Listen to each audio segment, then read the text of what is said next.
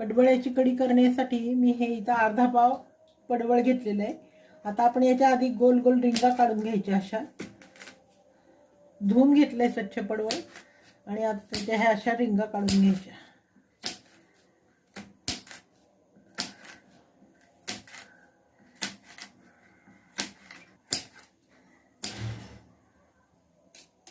आता हे मी अर्धा पाव पडवळ्याच्या रिंगा घेतल्यात। हे आपण पातेल्यात घालू आणि त्याच्यामध्ये 1.5 ग्लास पाणी,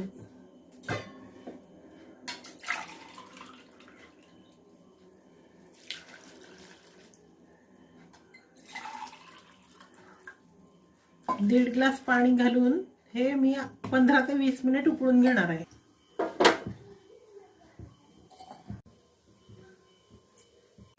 कढीमध्ये घालण्यासाठी मी इथं थोडीशी कोथिंबीर, 1 इंच आल्याचा तुकडा आणि 3 मिरच्या, लहान लहान 3 मिरच्या घेतलेल्या आहेत। आपल्याला कढी फार तिखट करायची नाहीये, त्यामुळे मिरची कमी घेतलेली। आता हे सगळं आपण मिक्सरवर वाटून घेऊ आणि म्हणजे त्याचा ठेचा करून घेऊ मिक्सरवर आणि कढीमध्ये वापरू।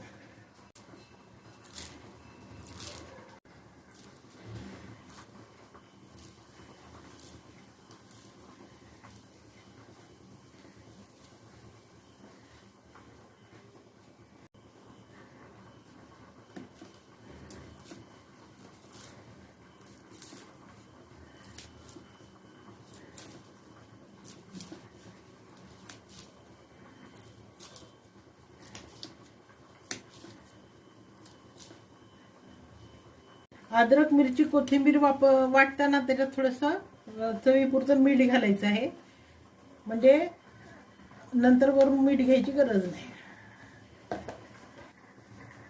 कढीत घालण्यासाठी ठेचा तयार झालेला आहे वाटून मिक्सरवर।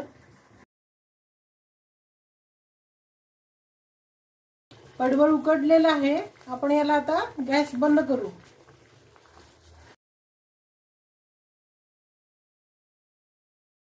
कढीमध्ये घालण्यासाठी इथं पाऊण वाटी दही घेतलेलं आहे। दही थोडंसं आंबट आहे आणि अर्धी वाटी हे डाळीचं पीठ आहे। मुगाच्या किंवा हरभऱ्याच्या डाळीचं कुठलंही पीठ तुम्ही कढीसाठी वापरू शकता। हे डाळ भाजून त्याचं बारीक केलेलं पीठ आहे आणि इथं मिक्सरवर वाटलेला मिरची, कोथिंबीर आणि आल्याचा ठेचा आहे। आता आपण हे सगळं एकत्र करू आणि फोडणी घालू। आता आपण हे दही घेतलेलं आहे, हे आधी आपण याच्यात भांड्यात घालून घेऊ। आपण घुसळून घेऊ दही।